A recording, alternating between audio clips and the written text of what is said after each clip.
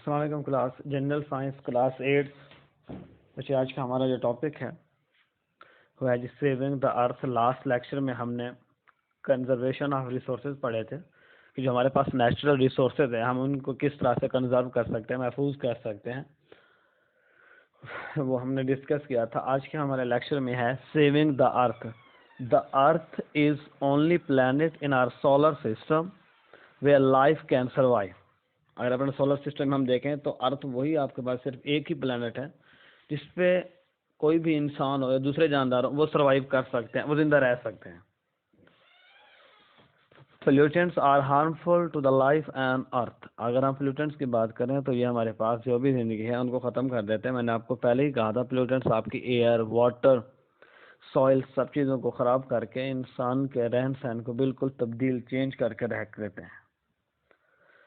We should keep the earth's environment clean and healthy. Following measures can be taken for saving the earth from toxic effects of pollutants. हम अपनी ज़मीन को save कर सकते हैं, बचा सकते हैं पोल्यूटेंट्स वगैरह से। कैसे? आपके पास कुछ स्टेप्स हैं, बस हम अगर उनको फॉलो कर लें हम इजीली अपनी अर्थ को महफूज कर सकते हैं और इंसानी ज़िंदगी या दूसरे जानवर जो भी हैं उनकी ज़िंदगी क्या हो सकती है, ज़मीन के ऊपर इजीली कंटिन्यू हो सकती है। Solid waste management. जो सॉलिड वेस्ट है, जो भी आप चीज़ें यूज़ करते हो उनको फिर फेंक देते हैं, जो भी वो सारे के सारे आपके पास वेस्ट मटेरियल ही आता है। Solid waste includes plastic and glass item, styrofoam, sewage, sludge, agriculture waste and domestic trash etcetera. Solid waste में बच्चे आप लोगों के पास क्या है? प्लास्टिक मटेरियल हो गए, ग्लास वगैरह के कुछ आइटम्स हो गए, स्टाइरोफोम। स्टाइरोफोम क्या होता है? स्टाइरोफोम आपके पास फोम की ही एक टाइप है जो इंसुलेशन के लिए यूज़ होता है। अगर आप लोगों ने कभी वो बिरयानी वगैरह लेने गए हो तो जो उसके पास वो डब्बे वगैरह में पैक करके देते हैं ना, वो जो फोम होता है वो असल में आपके पास स्टाइरोफोम की एक टाइप है। These waste pollutes the earth's environment when dumped on open places or burnt. यही वो वेस्ट मटेरियल हैं जो आपकी ज़मीन को नुकसान पहुँचाते हैं। अगर आप इन्हें ऐसे ही फेंक दें, खुली ज़मीनों पर फेंक दें, खुली जगहों पर फेंक दें, या आप इनको बर्न करें। देखें, अगर आप इनको बर्न कर रहे हैं तो इनसे क्या होगा? जहरीली गैसेज रिलीज होंगी। वो गैसेज कहाँ चली जाएंगी? एटमॉस्फेयर में चली जाएंगी, आपकी हवा में शामिल हो जाएंगे, उसकी क्वालिटी को बिल्कुल ख़राब कर देंगे। Hence, we should not dump them on an open places or burn them. They should be managed properly. हमें चाहिए कि हम इनको खुली जगहों पर ना फेंकें और ना ही इनको जलाएं, बल्कि इनको अच्छे से मैनेज करें। कुछ मेथड्स हैं, उनको फॉलो करके हम इजीली सॉलिड वेस्ट की वजह से जो पोल्यूशन हो रही है बच सकते हैं। वो कौन से हैं जी? फर्स्ट है आपके पास landfill. In this method, solid wastes are buried in properly designed landfills which are well managed for maintaining hygienic conditions. It is a relatively inexpensive method of disposing of waste materials.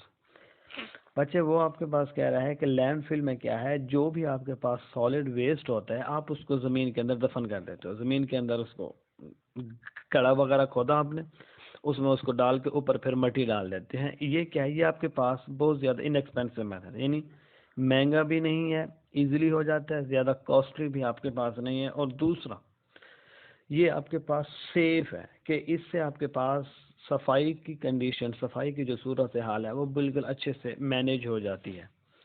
दूसरा आपके पास इंसाइनरेशन। इंसाइनरेशन में आपके पास क्या करते हैं, जो भी solid waste होता है आप उसको बर्न कर देते हो, आप उसको जला देते हो बहुत ज़्यादा हाई टेम्परेचर में।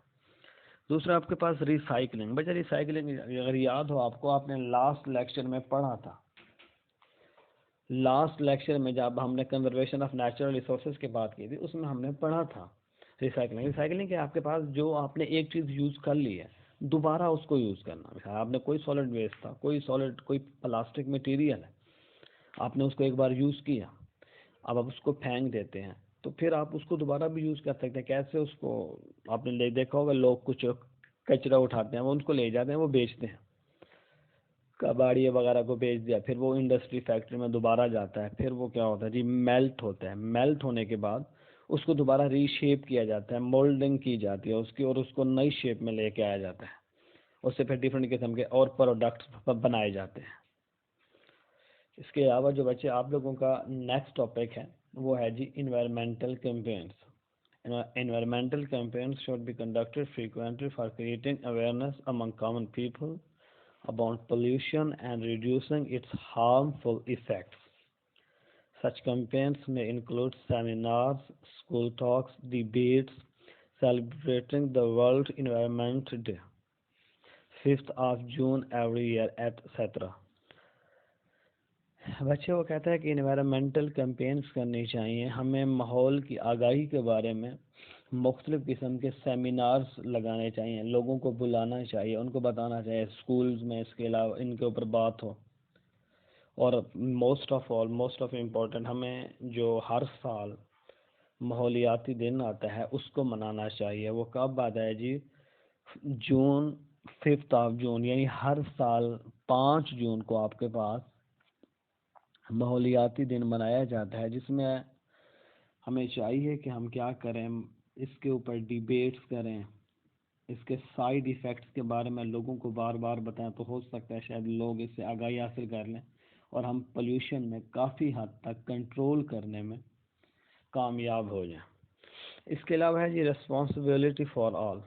अब हर काम हुकूमत भी नहीं करती, गवर्नमेंट आपको नहीं करके देती। कुछ चीज़ें हैं जो हमारी भी जिम्मेदारी है कि हम उनको फॉलो करें, उन्हीं रूल्स को फॉलो करके हो सकता है पोल्यूशन पर काफ़ी हद तक काबू पा लें।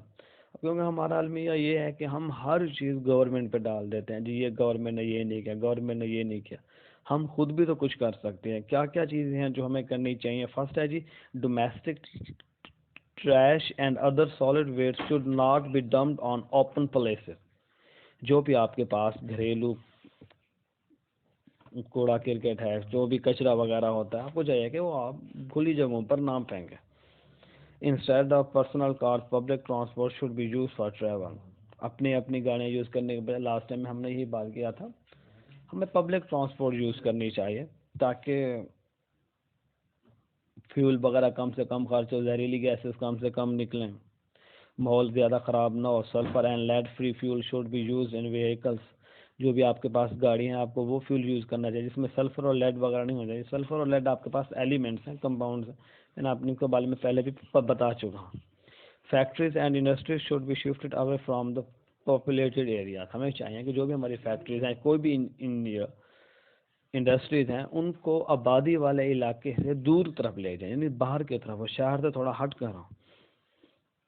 Acidic industrial exhaust gases must be neutralized before releasing into the air. अब जो भी इंडस्ट्री से धुआं वगैरह निकल रहा है, हमें चाहिए कि हम उसको फिल्टर करें, उससे जहरीले जो केमिकल है उनको फिल्टर करके फिर धुआं बाहर भेजा जाए।